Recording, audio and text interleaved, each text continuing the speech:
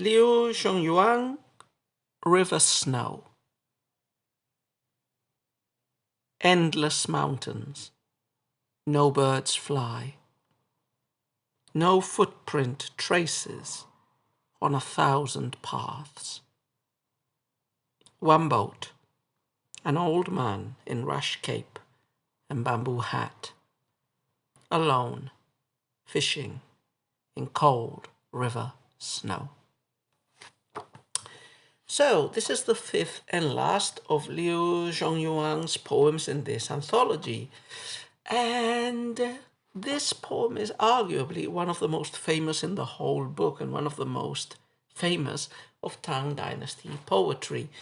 And we're going to comment a little bit about this. So, this quatrain is famous because of its simple language in the original and evocative imagery. And we will explain a little bit more about its background, but when Liu Zongyuan composed this poem, he had been demoted to the far south where snow never falls, and some see in it an ironic comment on his own official career, banished, alone, and wasting his talent far from the court. So very quickly, let's start by recapitulating what we know about Liu Zongyuan. So we've talked about him before. He is a mid-Tang writer, and his reputation, in fact, comes more from his abilities as a prose writer than as a poet. In fact, as a prose writer, he is included among the 5 greatest writers of classical prose in all of the history of ancient China, along with Han Yu of the Tang Dynasty and 3 writers from the Song Dynasty. So he had a very good reputation as a prose writer, but his reputation as a poetry writer, even though much inferior, is still pretty high. And as I said, this poem is a very famous piece, a very pictorial poem, and it has been illustrated by many paintings ever since. So it's a very well-liked poem. As we said, if you remember Liu's career, he was very, very, very unsuccessful.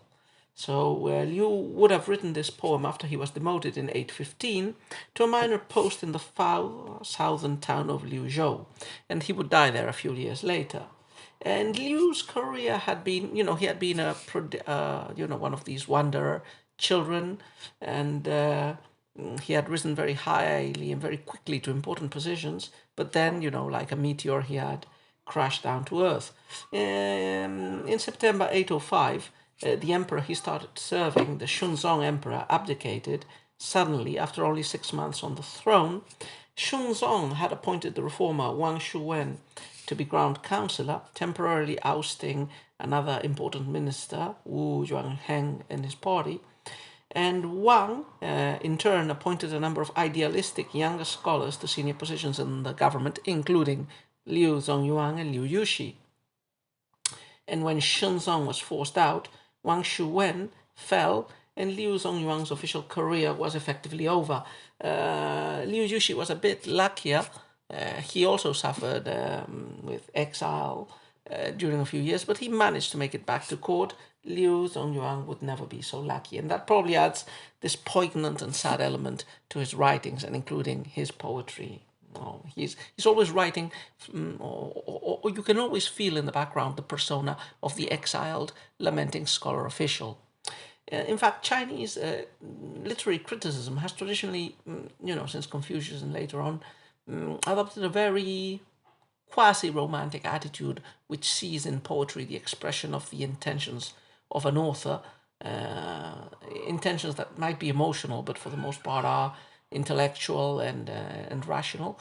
It's the idea that poetry expresses the character of the person who writes it and the times in which he lives. And from that point of view, this poem and others of Liu Zongyuan's poems very well represent, or very well match up, the persona of the slighted scholar official suffering in exile.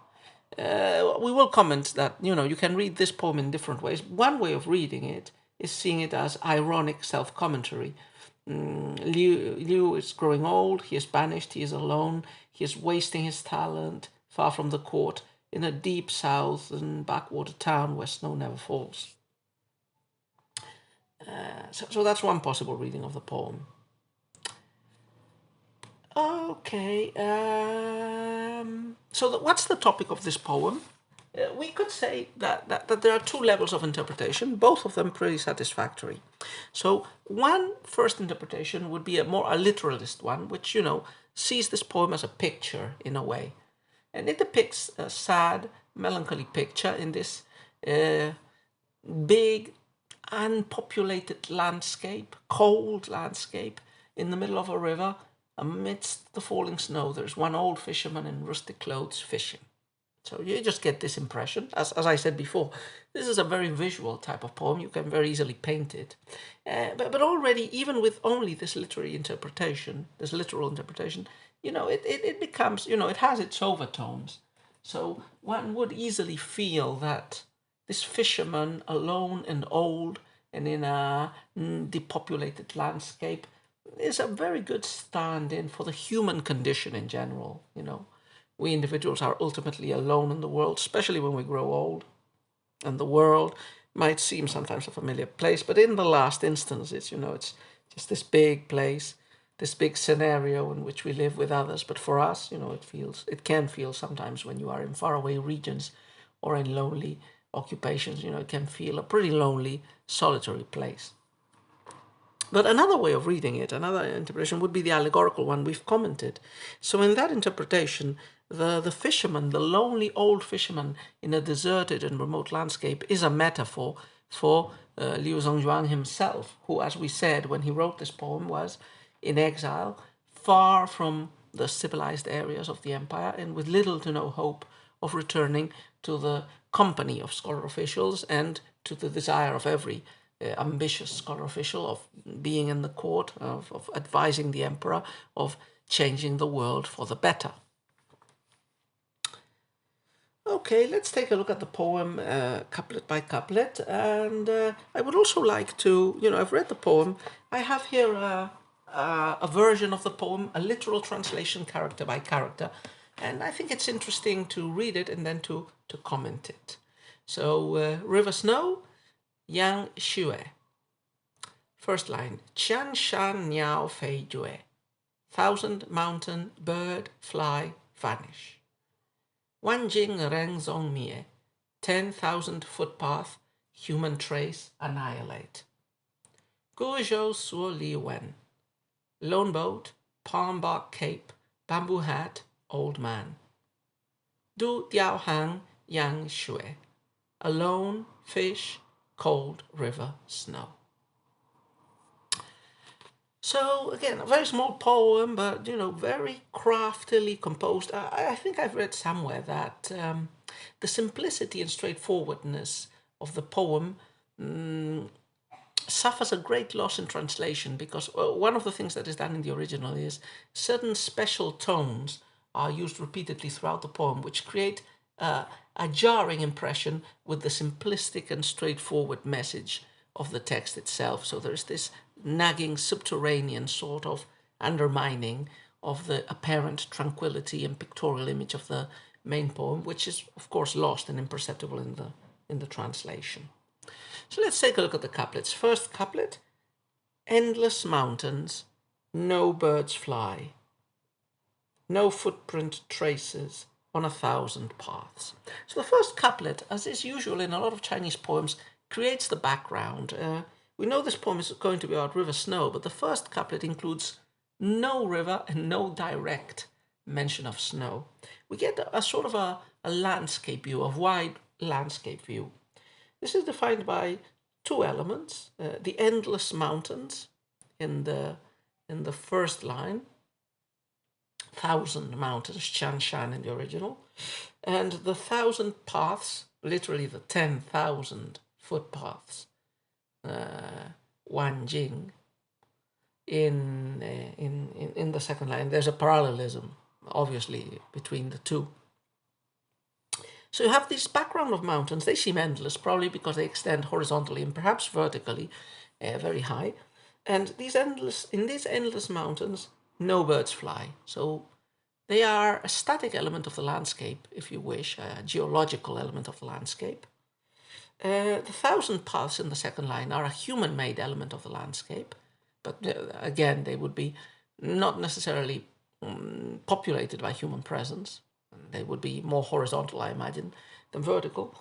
And we get two images, both of animals and of humans, who are absent. So the presence of the absence is inscribed in this first couplet. We have this natural background, and this background is described and is depicted not only through its extensiveness, it's also depicted by the lack of what we would expect of animal or human presence. So no birds fly and no footprint traces.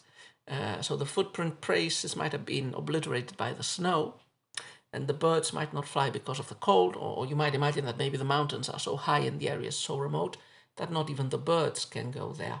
It's interesting, in the original Chinese couplet, the end of the two lines is the verb.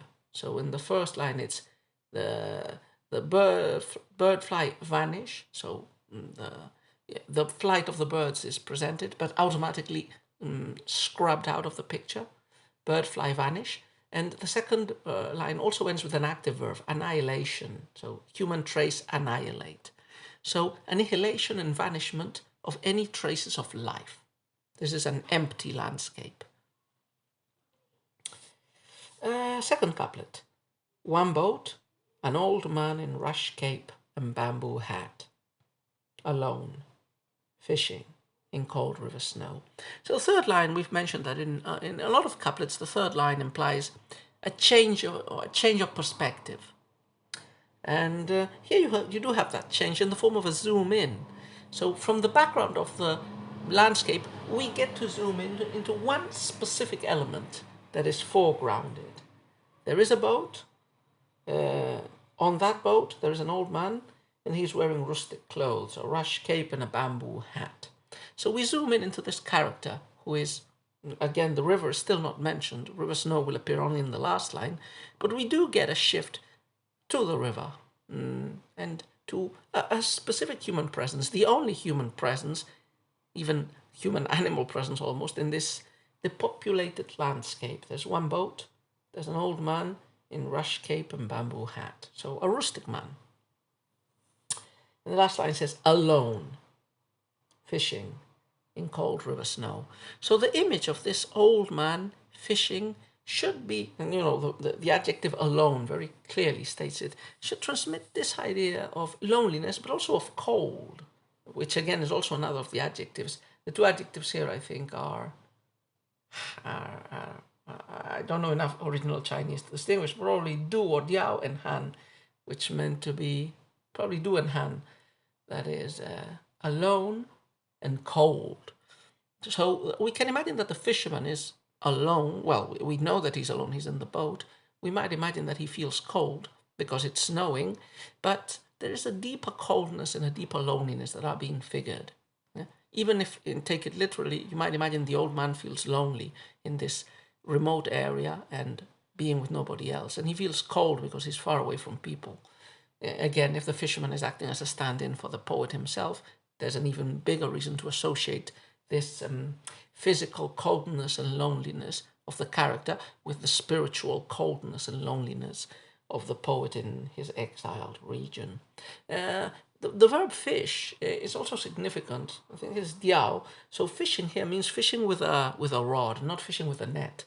And this connects with a series of associations in a lot of classical Chinese texts of the introspective, the philosophical mentality, the deeply reflective mentality that fishing with a rod implies. And I think there's even an anecdote of a famous sage who fished without putting anything on as bait in the hook.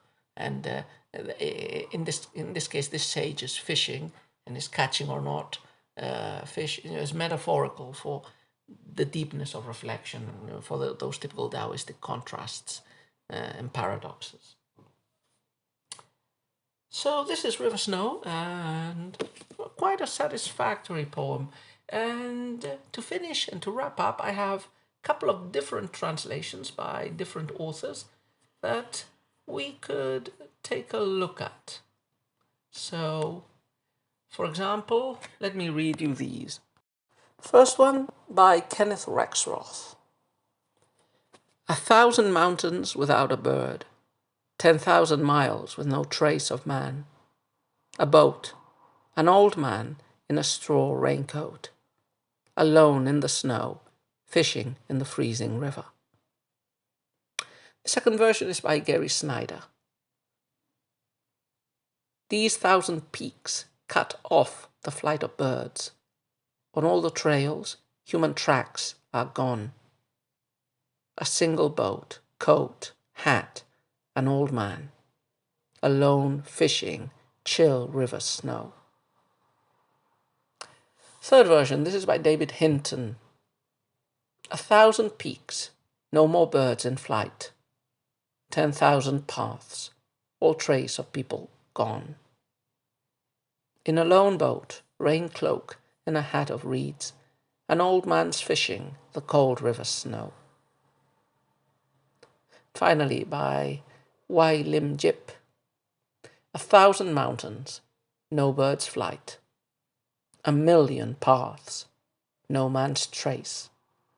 Single boat, bamboo-leaved cape, an old man, fishing by himself, ice river, snow.